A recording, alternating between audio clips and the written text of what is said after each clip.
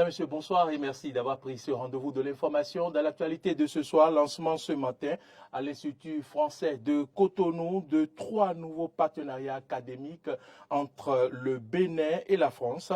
En présence de la ministre de l'Enseignement supérieur et de la Recherche scientifique, vous suivrez le point dans ce journal. Les préparatifs du match de football comptant pour la célébration des 10 ans du groupe de presse Eden TV et Diaspora FM se poursuivent. Vous suivrez un reportage sur l'entraînement du personnel à ce propos. Et puis, hors de nos frontières, près de 2,4 millions d'électeurs sont appelés aux urnes depuis ce matin au Libéria. C'est le second tour de la présidentielle. C'est tout pour le sommaire. Vous gardez votre position pour le développement de ce journal.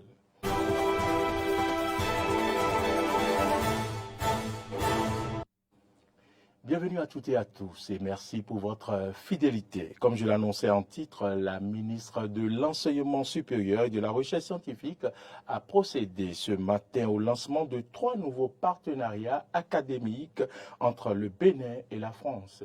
Il s'agit des partenariats de la 2e édition du programme Partenariat avec l'enseignement supérieur africain PEA. La cérémonie a eu lieu à l'Institut français de Cotonou. Le compte rendu, c'est avec Clémence Tonoucoin. Mettre en place des partenariats stratégiques pour co-construire entre pairs des filières de formation d'enseignement supérieur en Afrique en veillant à ce que les besoins socio-économiques locaux soient pris en compte tout en favorisant l'employabilité et la mobilité des étudiants et des enseignants. Tel est l'objectif du programme Partenariat avec l'enseignement supérieur africain PEA.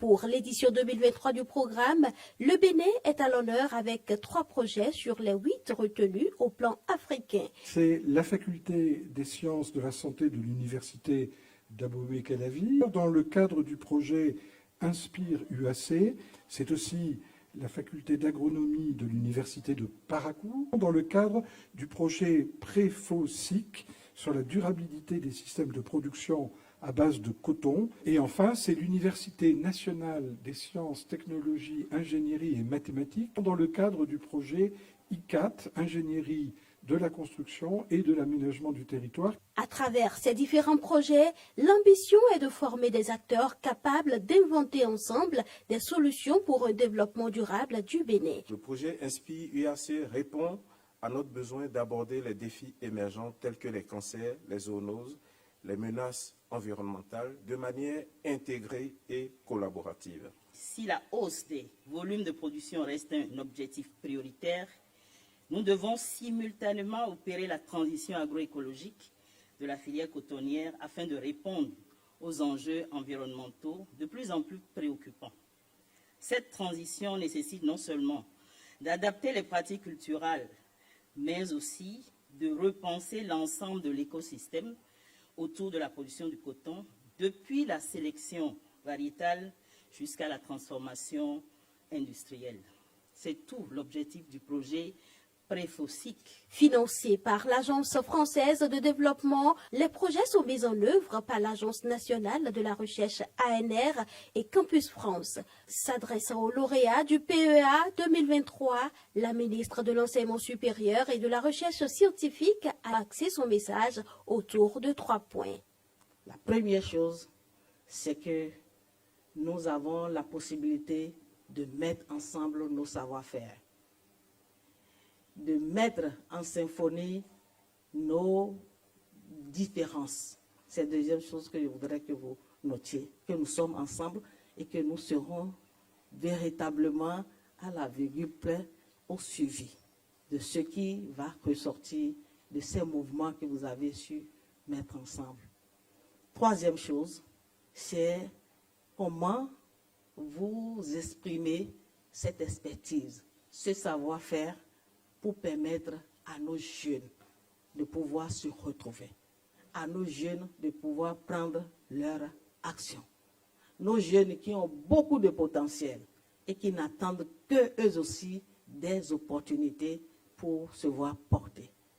Lancé en 2020, le programme Partenariat avec l'enseignement supérieur africain soutient la création entre pairs africains et français de filières de formation professionnalisantes sur le continent africain. Alidatou Hassan Zanouvi est nommée directrice générale par intérim de la douane béninoise par arrêté du ministre d'État en charge de l'économie et des finances en date d'hier, cumulativement avec ses fonctions actuelles.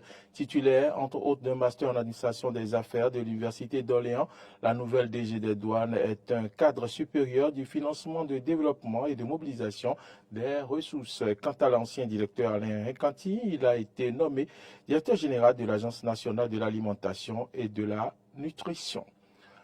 L'autre décision issue du dernier Conseil des ministres est la création et l'approbation des statuts de la Société de radio et de télévision du Bénin, SASRTB, par la diffusion bien sûr de l'Office de radiodiffusion, la fusion, je le notifie, de l'Office de radiodiffusion et de télévision du Bénin OLTB et du Centre multimédia des adolescents et des jeunes du Bénin CMA-JB. Quelle lecture font les lecteurs des médias, ou du moins quelle lecture font donc les acteurs des médias de cette fusion de ces médias-là, donnant naissance à l'office qu'on va appeler désormais SRTB. Suivez ici l'analyse, ou du moins le magazine de Clémence Tonouko. Avec la fusion de l'Office de radiodiffusion et télévision du Bénin ORTB et du Centre multimédia des adolescents et des jeunes du Bénin CMAJB, comprenant la radio Ado FM et la télévision Ado TV, le gouvernement entend insuffler une nouvelle dynamique aux médias audiovisuels du service public béninois. La décision pourrait être perçue comme une réforme, mais pas celle attendue depuis peu dans le secteur des médias et annoncée par le chef de l'État au début de l'année 2023. Dès l'instant où une institution comme le RTB choisit de muer ou qu'on la fait muer, il y a très certainement une réforme. Après, il faut analyser les tenants et les aboutissants de cette réforme. Ce qui est bien difficile à l'étape actuelle. La HAC n'a encore remis aucun document au président de la République dans le cadre des réformes. Donc on ne peut pas dire forcément que c'est dans le cadre de réformes. Mais avant qu'on ne parle des réformes, depuis bientôt 1 an, il y avait un certain nombre de choses qui se passaient au niveau du service public. Je pense que ça doit être pour régler un problème de statut par rapport au CMAJB. Maintenant, pour ce qui concerne l'ORTB. Quand on dit ORTB, Office de radiodiffusion et télévision du Bénin, c'est plusieurs médias. La radio nationale, la télévision nationale, BB24, Atlantique FM, Radio Paraco, Septentrional FM, et il y a aussi le réseau des radios rurales locales. Donc tout ça, c'est le service public. Donc si je me suis dit que ça peut être dans l'optique de faire tout en un pour que cela permette à l'État d'opérer un certain nombre de réformes dans le service public de l'information. En tant que média au service du citoyen béninois, l'ORTB a besoin de répondre année après année aux attentes du public béninois. Il est donc nécessaire que l'institution évolue en tenant compte de ces attentes. Quand on parle d'une société anonyme, on peut se demander d'où proviendra le capital. Est-ce que nous restons purement dans le service public avec un financement de l'État, ou est-ce que nous avons un apport, par exemple, de capitaux privés? Et si nous avons un apport de capitaux privés, ça ne peut pas être sans conséquence. L'autre chose, c'est de savoir de quelle façon va évoluer la nouvelle société par rapport aux attentes des Béninois.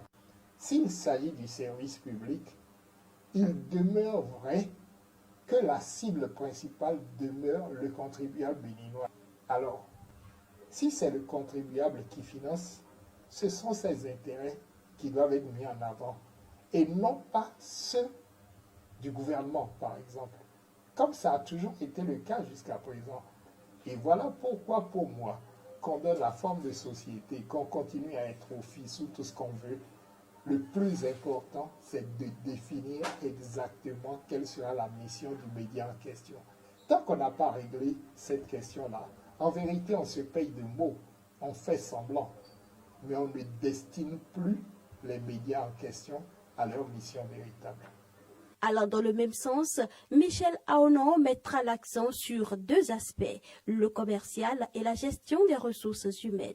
Il y a l'aspect commercial et il y a l'aspect de la gestion des ressources humaines. Mais pour ce qui concerne l'aspect commercial, lorsqu'on dit société SA, c'est purement commercial. Et moi, la question que je me pose, c'est que les médias du service public n'ont pas forcément vocation à générer du bénéfice à l'État. En dehors de ça, je pense que si ce que le gouvernement vient de faire va permettre d'équiper la SRTB de manière à ce que, non seulement d'équiper en matériel audiovisuel, mais de faire en sorte que, dans le cadre de la gestion des ressources humaines aussi, qu'il y ait un recrutement de personnel pour renforcer le capital humain qui est là et que la formation accompagne et pour faire du service public un service qui soit non seulement accessible aux derniers des citoyens parce que c'est le public, mais que cela puisse, je vais dire, que cela puisse agir aussi sur la grille des programmes, sur la ligne éditoriale, de manière à ce que cela soit plus attractif. Si c'est fait dans le cadre de la réforme, ça va être bénéfique pour les téléspectateurs, les auditeurs et tous ceux qui interviennent dans la chaîne de production au niveau de l'office.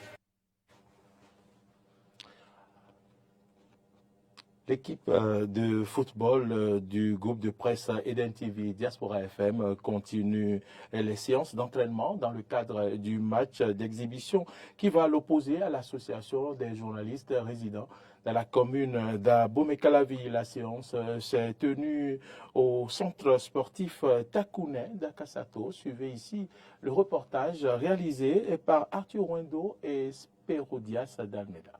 L'équipe du groupe de presse Eden TV Diaspora FM met les bouchées doubles pour gagner le match qui va bientôt l'opposer à l'association des journalistes d'Abomey-Calavi. Maurice Arnaud Agua, l'un des attaquants de l'équipe d'Eden TV Diaspora FM, rassure de ce que la victoire est déjà assurée.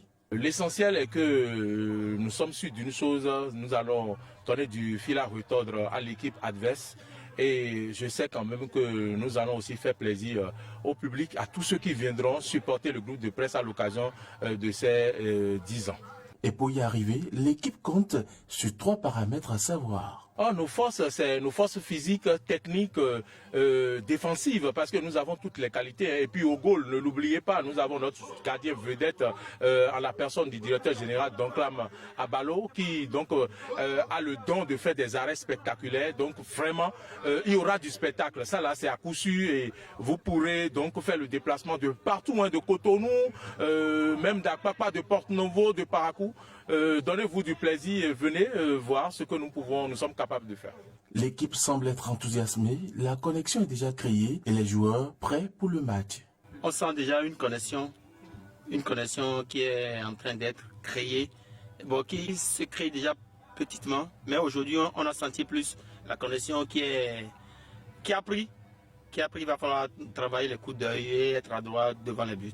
Bon, moi je pense qu'on va éteindre l'équipe adverse. Même si on n'a pas eu encore l'occasion de les voir jouer, de savoir de quoi ils sont capables, nous comptons déjà sur nos atouts. Et je sais que le mercredi 22, ça va être du beau. On va les éteindre. Il faut rappeler que le match se tiendra le mercredi 22 novembre 2023 à 17h très précise au centre sportif Takouné à Kassato. Et ceci entre dans le cadre des festivités marquant les 10 ans de Eden TV Diaspora FM. Près de 2,4 millions d'électeurs sont appelés aux urnes depuis ce matin. Au Libéria, c'est le second tour de la présidentielle avec une affiche similaire à celle de 2017. George Weah, le président sortant face à Joseph Boakai.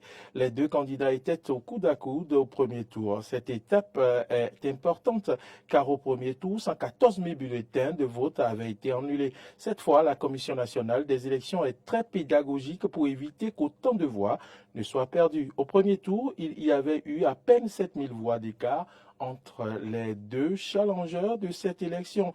Donc chaque suffrage compte pour les départager. L'affluence est toutefois très contrastée. Certains centres de vote sont bondés, d'autres sont plus calmes.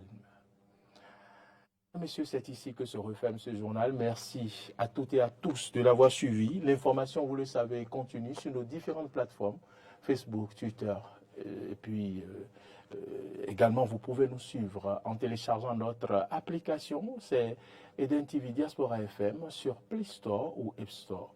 Bonne suite de nos programmes et surtout prenez rendez-vous demain quand il sonnera 8 heures. Bonsoir.